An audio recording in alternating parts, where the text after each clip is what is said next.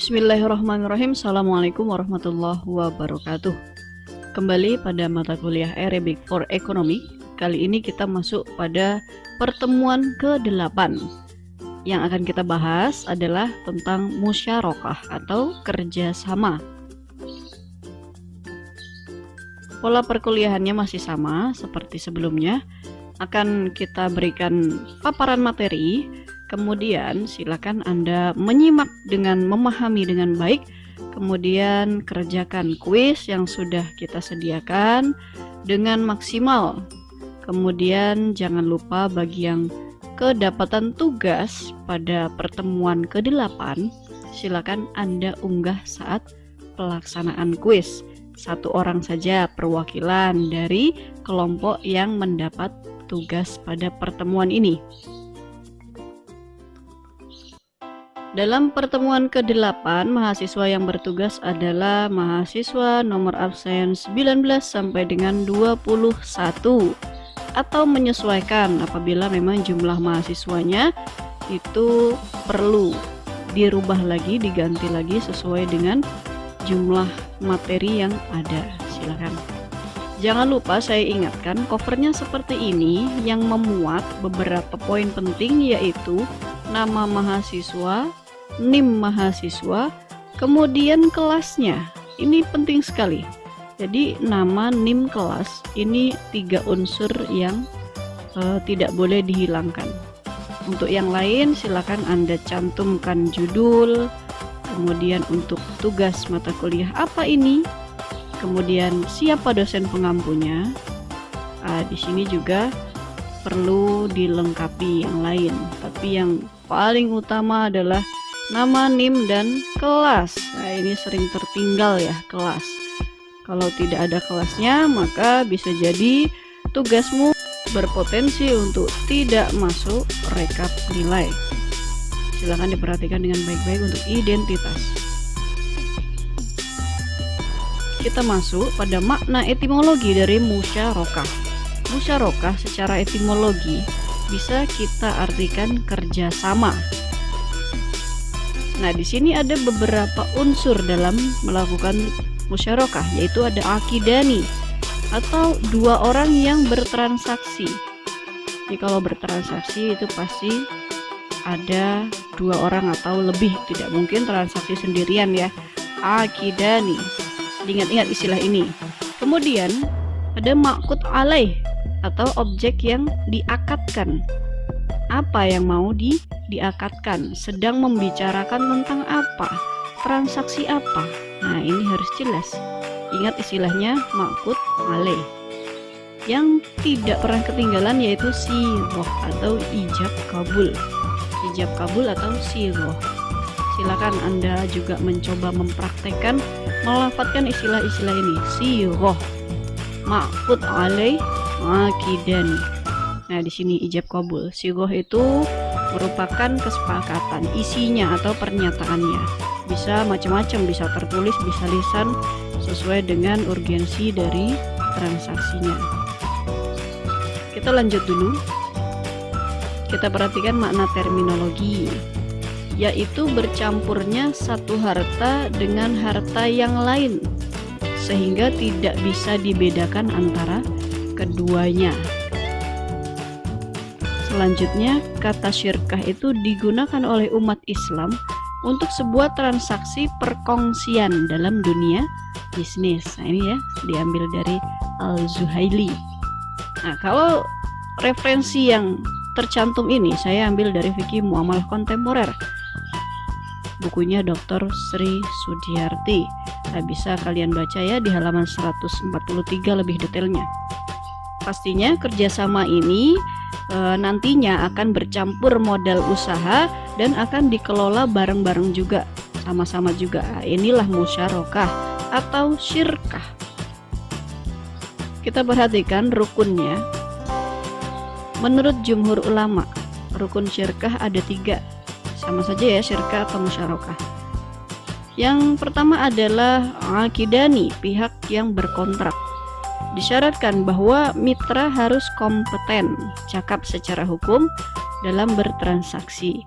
dan tentunya berkompeten dalam memberikan atau menerima kekuasaan perwakilan.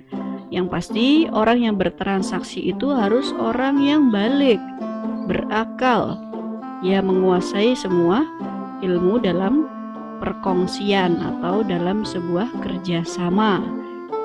Yang kedua atau B itu ada ma'qud alaih. Ma'qud alaih sesuai yang sudah kita bahas tadi sebelumnya di makna etimologi. Ada ma'qud alaih yaitu objek yang diakadkan. Objek yang diakadkan dalam syirkah ini adalah dana atau modal. Kemudian dana ini harus berupa uang tunai. Tapi, nah ini ya, pahami. Tapi sebagian ulama yang lain memberikan kemungkinan bila modal itu berwujud aset. Aset perdagangan seperti barang-barang, properti, dan lain sebagainya. Bahkan ada juga yang berpendapat bisa dalam bentuk hak yang non fisik seperti lisensi, hak paten, merek gitu ya, seperti merek. Nah, itu juga termasuk dalam aset perdagangan. Nah, apabila itu dilakukan, apabila ada yang bertransaksi dengan modal-modal tersebut, seluruh modal tersebut harus dinilai terlebih dahulu secara tunai dan disepakati para mitranya. Jadi apabila modalnya itu berupa aset barang dagang, bukan tunai, itu silakan dikonversi dulu berapa jumlah tunainya. Nah, baru disepakati kedua belah pihak. Ketika sudah menemukan jumlah tunainya, baru bagaimana pengelolaan selanjutnya. Itu untuk permodalan. Bisa dipahami ya. Ada modal yang berupa uang tunai, ada juga yang berupa non tunai atau berupa aset dagang seperti barang-barang, properti, lisensi, dan lain sebagainya. Kita lihat berikutnya yang C. Ada sighah ijab qabul, sama seperti yang dibahas dalam makna etimologi tadi. Sighah atau sighah sama saja, ijab qabul. Apa saja yang harus dipenuhi dalam sighah ini, dalam ijab qabul ini? 1. Adanya kejelasan maksud antara kedua belah pihak. Adanya kesesuaian antara ijab dan qabul. Adanya pertemuan antara ijab dan qabul berurutan dan menyambung. Kemudian adanya satu majelis akad dan adanya kesepakatan antara kedua belah pihak. Tidak menunjukkan penolakan dan pembatalan dari keduanya. Baik, seluruh pihak harus bersepakat.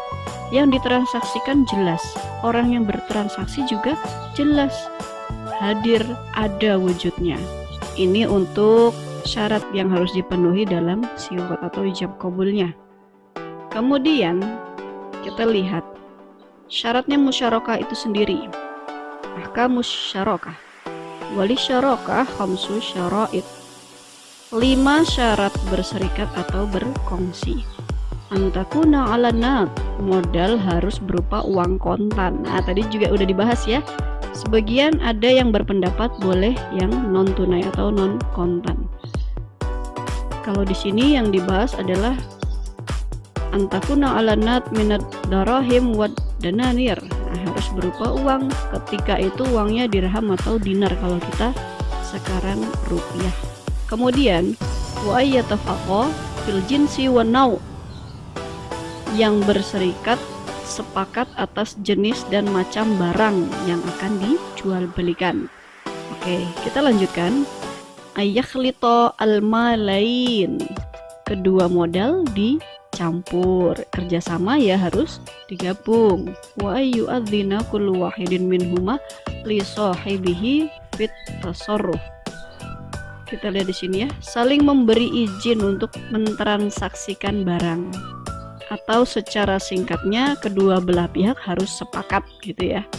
Wa ayyakuna ribh wal khusran ala qadri ma lain. Kita lihat di sini laba dan rugi dibagi sesuai jumlah modalnya masing-masing.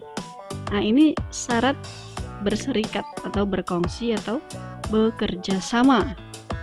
5 syarat ini harus terpenuhi atau harus dilaksanakan dengan baik.